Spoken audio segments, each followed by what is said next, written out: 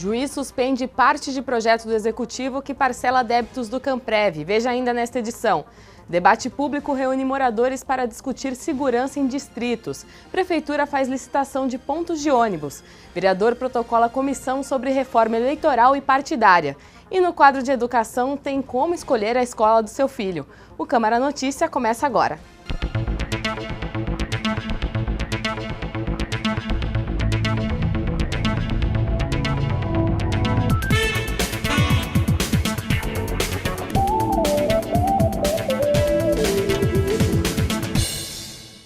Olá! Nesta terça-feira, os vereadores protocolaram um projeto que parcela os débitos de contribuições previdenciárias devidas e não repassadas ao Camprev. Mas à noite, o juiz da primeira vara da Fazenda Pública, Mauro Fukumoto, acatou parcialmente a ação do Sindicato dos Servidores, que pedia a suspensão da proposta. A lei aprovada na manhã de ontem pela Câmara foi suspensa parcialmente pelo juiz da primeira vara da Fazenda Pública, Mauro Fukumoto. O magistrado proibiu o Camprev de repassar o superávit previdenciário ao Tesouro Municipal. O Camprev tem hoje cerca de 500 milhões de reais no fundo e iria repassar para o Executivo cerca de 80 milhões. O dinheiro, segundo a Prefeitura, seria usado para pagar os salários dos servidores. Quanto ao parcelamento, o juiz manteve o que foi aprovado pelo Legislativo. A Prefeitura não tem repassado o desconto patronal desde julho à instituição. O montante hoje é de cerca de 15 milhões de reais. E também nesta terça-feira, moradores de Sousas e Joaquim Egídio, além do poder público e entidades, discutiram as seguranças nos distritos, já que a Secretaria de Segurança Pública divulgou um balanço que aponta para o aumento de roubos na região. O debate público teve como tema central a falta de bases da Guarda Municipal e da Polícia Militar nos distritos de Sousas e Joaquim Egídio. O prédio da PM foi fechado em 2010, já o da GM foi desativado em 2012. E hoje, a sensação dos moradores dos distritos de Sousas e Joaquim Egídio, assim como das pessoas que por lá passam, hoje eu consigo ter essa informação, até porque moro no distrito de Sousas. Hoje a sensação é de extrema insegurança. É uma insegurança que ela ocorre principalmente em razão da não locação física de uma base da Polícia Militar e da Guarda Municipal de Campinas. A Secretaria de Segurança Pública de São Paulo divulgou que entre janeiro e agosto desse ano, o número de roubos nesses distritos aumentou 67,3% em comparação com o mesmo período de 2015. Foram 77 registros. A estatística foi considerada baixa pela Secretaria de Segurança Pública, que busca uma solução para a volta das bases. Se nós compararmos com outras regiões mais violentas da cidade, nós temos regiões com estatísticas muito maiores e muito diferentes do que tem em Sousas e Joaquim Egídio. Mas eu faço um grande esforço aqui e convoco os senhores para que a gente consiga, apesar das estatísticas, contrariar isso e dedicarmos esforços para aquele local. Por quê? Eu entendo que aquela região não é só um problema de estatística criminal em relação ao que ocorre ali, mas é também por conta de que ali é uma área de turismo muito grande na nossa cidade. Esse custo eu não consigo contemplar hoje no orçamento que eu tenho na Secretaria para esse investimento. Além da falta de policiamento, os moradores reclamaram também da iluminação das ruas em Sousas e Joaquim Egídio. O vereador Luiz Henrique Cirilo, que presidiu o debate, pede para que a população participe dos encontros para que o poder público e sociedade civil achem soluções conjuntas para a falta de segurança. O que nós vamos fazer é fazer com que haja uma ressonância daquilo que realmente a maioria da população quer às autoridades constituídas, para que eles possam ter a exata dimensão daquilo que o cidadão de bem passa. A Prefeitura vai realizar uma licitação dos pontos de ônibus e, segundo o Executivo, a economia vai ser de 4 milhões de reais. O edital da concessão ainda vai ser divulgado no Diário Oficial. Foi anunciado essa semana a abertura do processo licitatório dos 5.200 pontos de ônibus de Campinas. Nós falamos com o secretário municipal de Transportes, que explicou como será. Uma concessionária ganhará esta concessão e ela terá o direito da exploração publicitária nesses diversos abrigos no município todo e, através dessa exploração publicitária, ela receberá a responsabilidade pela implantação dos abrigos como um todo e pela sua manutenção ao longo dos 20 anos de concessão. De acordo com o secretário, a expectativa é de que em até 90 dias o processo seja concluído. O início da implantação do projeto deve durar até 3 anos para atingir todos os pontos da cidade. Barreiro explicou as obrigações que competem à concessionária que assumir os pontos e implantá-los. Ela terá a responsabilidade pela manutenção, então manter o abrigo limpo, manter o abrigo em ordem, manter o abrigo funcionando adequadamente. A empresa que assumir terá que cuidar da iluminação do ponto, bancos, informação de itinerário dos ônibus e será de responsabilidade da INDEC fiscalizar se a empresa está cumprindo com os serviços previstos no contrato de concessão. Essa concessão representará uma economia aos cofres públicos. O custo do sistema que nós temos para manter isso, para implantar, que é da ordem de 4 a 5 milhões de reais por ano, nós não teremos mais, que vai ser um custo da concessionária. E, além disso, a concessionária vai ofertar ao município uma parte da sua receita. Segundo o secretário, mais qualidade para quem usa. Os usuários vão ter, primeiro, um sistema muito mais moderno, de última geração, novo, porque os abrigos são de material mais leve, são bonitos, são bem acabados, são confortáveis. E agora a gente sai de Campinas para falar das eleições dos Estados Unidos. Quem não acordou surpreso com a vitória de Donald Trump? O bilionário do Partido Republicano foi eleito contrariando as pesquisas que apontavam a vitória da democrata Hillary Clinton. Sem experiência política, o bilionário Donald Trump, de 70 anos, se impôs como forte adversário à democrata Hillary Clinton, de 69, e venceu a disputa para comandar a Casa Branca por 4 anos. Contrariando expectativas do mundo todo, o republicano será o 45º presidente dos Estados Unidos. Nascido em 14 de junho de 1946, no bairro nova-iorquino do Queens, Trump é o 4º de 5 irmãos. O pai, Fred Trump, era um construtor de origem alemã. A mãe, Mary MacLeod, uma dona de casa de procedência escocesa. O comportamento rebelde já se mostrou desde criança, o que fez o pai tirá-lo da escola aos 13 anos porque o menino agrediu um professor. Assim, foi internado na Academia Militar de Nova York. Os pais tinham a esperança de que a disciplina militar corrigisse a atitude do filho. Trump acabou graduado com a patente de capitão, mas já sonhava com a fama. Em 1968, o hoje magnata formou-se em economia na Universidade da Pensilvânia.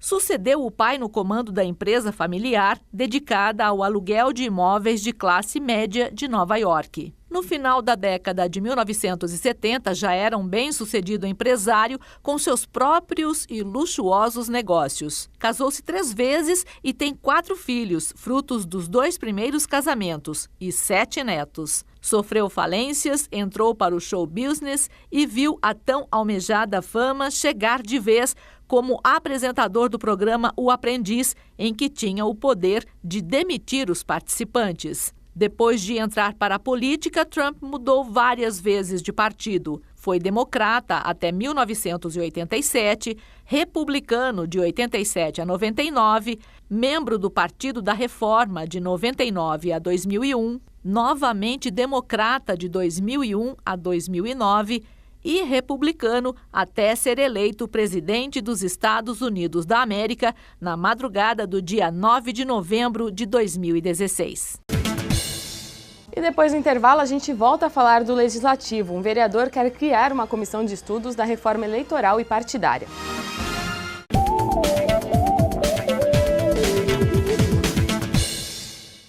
Um aplicativo desenvolvido pelo Denatran pode facilitar a vida de motoristas e ainda garantir um desconto no pagamento de multas. Mas é preciso ficar atento às regras. O Denatran, o Departamento Nacional de Trânsito, lançou no início de dezembro um aplicativo de celular que permite aos motoristas receberem multas e demais notificações sobre o veículo. É o SNE, o Sistema de Notificação Eletrônica. A principal vantagem do sistema é a economia de recursos. A Polícia Federal acredita que 50 milhões de reais podem ser economizados somente por dispensar o uso do papel. Outra vantagem é que o pagamento das multas através do sistema dá descontos de até 40%. mas com isso, o motorista assume que cometeu o erro. A questão do desconto de 40% está atrelado à inscrição no sistema de notificação eletrônica do Denatran, concordando com os termos do regulamento e abrindo mão de qualquer tipo de recurso. Então, o desconto, mais uma vez reforçando, ele de 40% está atrelado à inscrição no sistema do Denatran e abrir mão de qualquer tipo de recurso. Até o momento, somente o estado de Santa Catarina aderiu ao sistema. Então, por enquanto, só dá para pagar multas aplicadas em rodovias federais ou controladas pelo DENIT. O vereador Marcos Bernardelli apresentou um pedido para criar uma comissão especial de estudos da reforma eleitoral e partidária aqui na Câmara. A PEC da reforma política, proposta de emenda à Constituição, em discussão no Senado Federal, foi a origem da abertura pelo vereador de Campinas, Marcos Bernardelli, de uma comissão especial de estudos. É um momento muito importante, porque passa as questões relacionadas não só aos pleitos, aos próprios partidos políticos, às eleições propriamente ditas também. E esses temas eles serão objetos agora de um estudo muito aprofundado junto à Câmara Federal e ao Senado Federal e deverão ser aprovadas para que possam ser aplicadas em 2018. Então são muitos os itens e nós queremos aqui com essa comissão contribuir o mínimo possível. De acordo com o vereador, a comissão pretende debater todos os tópicos presentes na pauta de discussão da PEC da reforma política.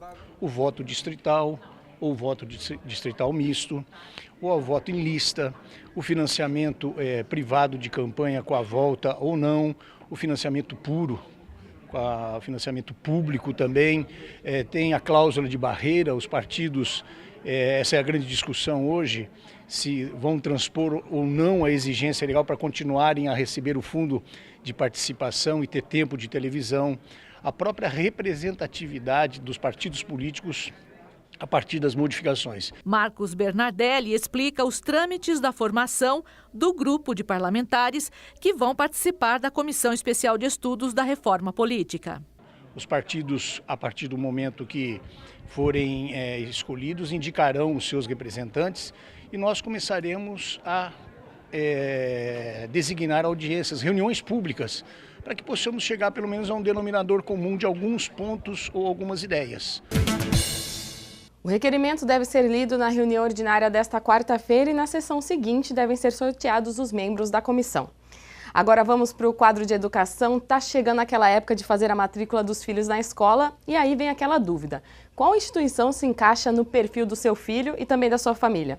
Mais informações com Maicon Vancini. Você sabe o que perguntar na hora de escolher a escola do seu filho? Esse é o tema do quadro de educação de hoje.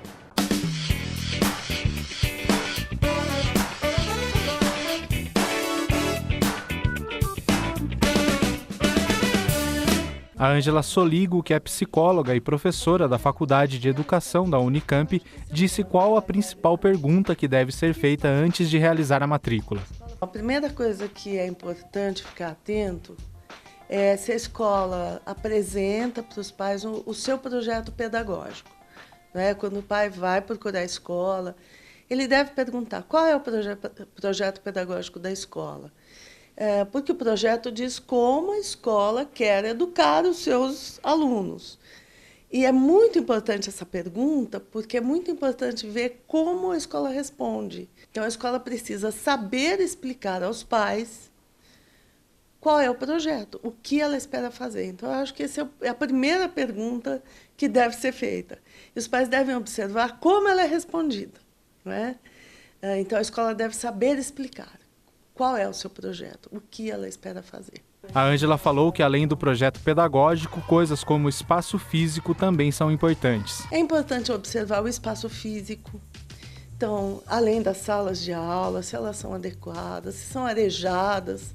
Nossa cidade é muito quente, então elas precisam ser arejadas. Se tem espaço aberto, se tem biblioteca, sala de informática. Nós temos escolas em Campinas caras que não têm biblioteca, né? Então, isso também informa sobre a escola. Segundo dados da Secretaria Municipal, Campinas tem 60 escolas particulares de ensino infantil. Já um levantamento do governo do estado aponta que a cidade tem 236 escolas particulares de ensino médio e fundamental. E não é somente com o conteúdo e a estrutura da escola que os pais devem se preocupar. É preciso ficar atento também sobre a qualificação e a valorização dos professores. Perguntar sobre os professores, qual é a exigência de qualificação dos professores, se a escola tem uma política de valorização do aperfeiçoamento dos professores, se são professores que se dedicam integralmente à escola, porque isso também mostra quanto a escola investe no professor. Porque ao investir no professor, ela está investindo no aluno. Outro ponto importante é sobre como a escola trata as dificuldades de relacionamento dos alunos. Uma outra pergunta que eu sempre fiz quando fui procurar escolas é como a escola lida com os conflitos. Essa é a pergunta mais difícil de maquiar, né? Porque para outras a escola pode ter uma resposta padrão. Mas essa é uma pergunta menos esperada. Como a escola lida com conflitos? A professora reforçou a importância do filho ir junto na escolha da escola. Porque a gente precisa lembrar que quem vai estar na escola é a criança ou o adolescente jovem, né? Quem vai ficar todo dia naquele lugar é aquele aluno, aluna. E para terminar, nem sempre escola boa é escola cara. A escola boa é aquela que tem um bom projeto, que valoriza seus professores, que respeita seus alunos e as suas famílias. Não necessariamente tudo isso está presente em uma escola cara. Então, escola cara pode ser boa, mas não necessariamente é boa, não necessariamente é a melhor. Nós temos, inclusive, no país, exemplos de escolas públicas muito boas e que fazem bons trabalhos.